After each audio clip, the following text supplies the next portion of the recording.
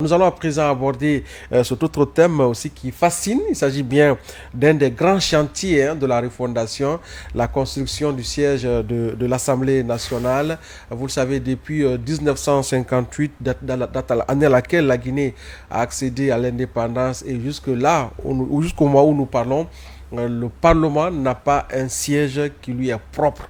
Donc, il a fallu bien sûr l'arrivée du CNRD pour en tout cas accélérer le processus de construction du siège du Parlement, un siège digne de nom, un siège aujourd'hui qui fascine, bien qu'il soit dans sa phase bien sûr, on va dire, de construction de cet édifice qui est un joyau architectural qui naturellement aujourd'hui constitue une des fiertés de la Guinée. Nous allons suivre ce reportage de Oumar Condé qui nous retrace un peu les temps forts de cette visite que le président du CNT, honorable Dr Dansa Kourma, qui suit de près l'évolution des travaux. Il a eu en tout cas à faire visiter ce siège par son homologue donc, du Libéria, le président donc, de la Chambre des représentants du Libéria qui vient de séjourner en Guinée. Une occasion pour lui d'aller montrer bien sûr ces chantiers qui prouvent cette volonté du CNRD à pouvoir donner la véritable image de respect et de dignité à la Guinée. Donc on suit son reportage et on se retrouve.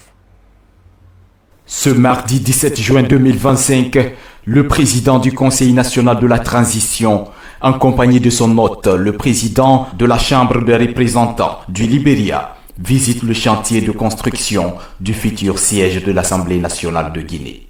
Un gigantesque projet qui se matérialise grâce à l'offensive diplomatique de l'honorable Dr Dansa Kourma sous le magistère du général Mamadi Doumbouya. Depuis l'indépendance, la Guinée n'a pas eu un siège de l'Assemblée nationale. Nous sommes au Palais du Peuple où il y a des activités culturelles qui sont souvent réalisées. Et ce projet, vraiment, c'est un acquis de la transition. Donc lorsque nous avons la chance et l'honneur de recevoir une grande personnalité dans notre pays comme le président du Parlement libérien, il est tout à fait normal qu'on lui montre les acquis de la transition, et ce bijou fait partie des acquis de la transition. Donc c'est pourquoi nous avons voulu lui faire visiter pour qu'il puisse se rendre compte de l'état d'avancement des travaux et qu'il puisse comprendre la volonté des autorités de la transition, de faire en sorte que cette transition soit une réussite, mais également de mettre cette transition à profit pour réaliser des infrastructures d'intérêt public. Donc c'est le message qu'on veut faire passer à travers cette visite pour qu'ils sachent que c'est vrai que la Guinée est en transition, mais la Guinée est encore en chantier. Bâti sur une superficie de 21 540 mètres carrés, les travaux de construction de cet édifice avancent à grands pas. Les bâtiments sont entièrement sortis de terre et les ouvriers s'activent pour respecter le délai contractuel. Nous avons 3 buildings qui sont en cours de réalisation. Il y a le bâtiment des bureaux, le bâtiment de l'hémicycle qui est en cours. Nous constatons qu'il y a une cadence normale et franchement, les partenaires, l'entreprise SBC, travaille d'arrache-pied et a mis tout en œuvre pour réussir ce pari. Et il faut reconnaître que c'est sous le leadership du président Dr Dansa Kourma qui a donné vraiment tout son poids pour que ce projet-là puisse se dérouler et qui a permis à la commission de faire un bon travail. Donc nous sommes satisfaits à ce stade. La Guinée donc sera dotée très prochainement du tout premier siège digne à la dimension de l'institution législative. Un acquis et lourd héritage que cette transition offre à son peuple souverain. Oui, donc le siège de l'Assemblée nationale, la future Assemblée nationale en tout cas, un véritable joyau architectural Bella Kamano qui façonne, parce que eh bien, à chaque fois que je passe au niveau du site directionnel de Koulouma, je prends le temps de jeter un regard admiratif naturellement sur ce chantier-là qui exprime un peu cette vision du CNRD aujourd'hui par rapport à ces édifices qui doivent abriter nos institutions. Disons-le sans embâche, sans honte, et sans regret, que la transition aura été une phase décisive pour l'histoire de notre pays. Puisque, en vérité, ce chantier, il aurait pu commencer bien avant la transition. Tout à fait. Mais très malheureusement, la volonté n'était pas là. C'est ce qu'il faut se dire. puisque ce projet, nous qui sommes ici à l'Assemblée nationale, travaillant donc au sein de l'administration, je crois que nous l'avons vu un peu naître sur papier, puisque nous avons pu, en notre qualité de journaliste, couvrir certaines rencontres qui parlaient de ce projet. Ouais. Mais très malheureusement, le projet est resté toujours dans les tiroirs, donc à l'étape des papiers.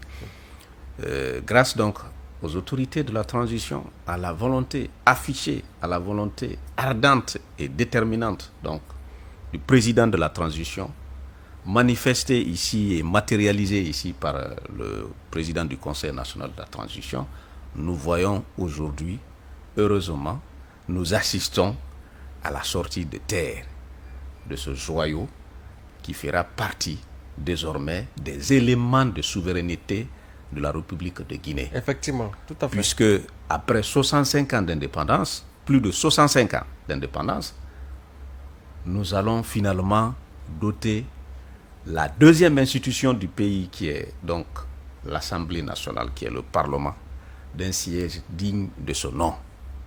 Imaginez, après plus de 65 ans d'indépendance. Chez les autres, ça fait partie de l'histoire. Oui, des acquis déjà. Ça fait partie des acquis dans les autres pays. Mais en Guinée, c'est maintenant qu'on pense à doter la deuxième institution, donc l'une des institutions les plus importantes du pays, où les représentants de la nation se retrouvent pour décider du sort de la nation. C'est la première fois que nous pensons à doter cette institution d'un siège.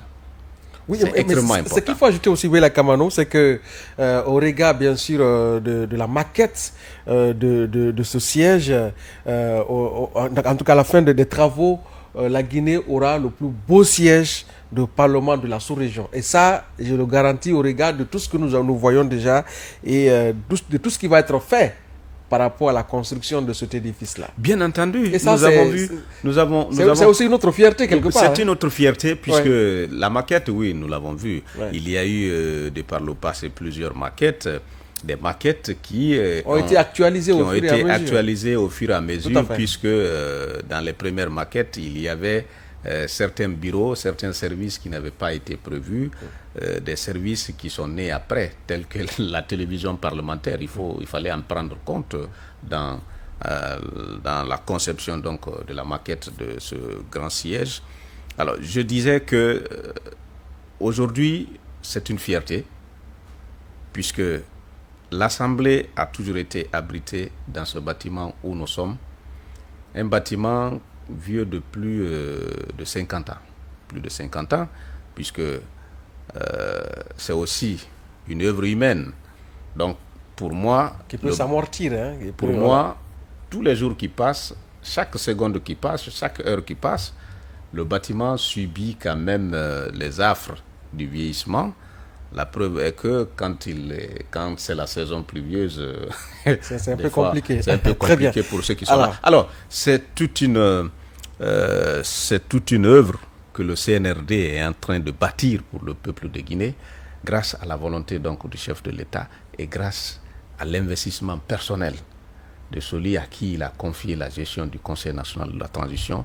Je vais nommer le président Dansa Kourouma, qui en a fait dès sa prise de fonction. Et si l'on se rappelle que dans son discours, la construction du siège qui devra abriter désormais l'Assemblée nationale était parmi les priorités des priorités. Ouais. Et je crois qu'aujourd'hui, il est en train de matérialiser cette priorité en faisant en sorte que l'évolution soit suivie par lui-même. Ouais. Par lui-même.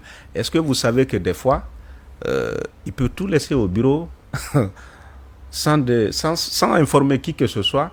Il se déplace avec son cortège pour se diriger vers là-bas, pour aller évaluer le niveau d'évolution du chantier. Alors, ça témoigne un peu de c'est comme pour dire que le président qui a voulu doter, le président de la République qui a voulu doter la Guinée d'un siège digne de ce nom, d'un siège de l'Assemblée nationale, compte lui aussi énormément sur la réalisation de ce chantier. Alors, est-ce qu'ils ne sont pas en contact des fois lorsqu'ils se déplacent de manière inopinée pour aller alors suivre l'évolution de ce chantier? C'est l'occasion aussi de remercier justement tous ceux qui sont sur ce chantier, à commencer par les ingénieurs, les ouvriers. Parce que ça travaille là-bas nuit et jour, bien entendu. Pour respecter ce Donc délai. c'est l'occasion de leur dire merci et de les encourager, surtout. Merci beaucoup, Bella Kamano. On espère bien au regard de l'évolution du rythme imprimé à ce processus de construction de ce siège. Il est fort probable que la future Assemblée nationale qui va remplacer le CNT naturellement puisse prendre fonction dans ces locaux. Ça va être un fait historique. Prions Dieu qu'il nous donne cette chance en nous accordant plutôt la santé nécessaire et l'opportunité de vivre ces instants historiques. Alors, Bella Kamano, nous allons aussi aborder un autre thème rapidement.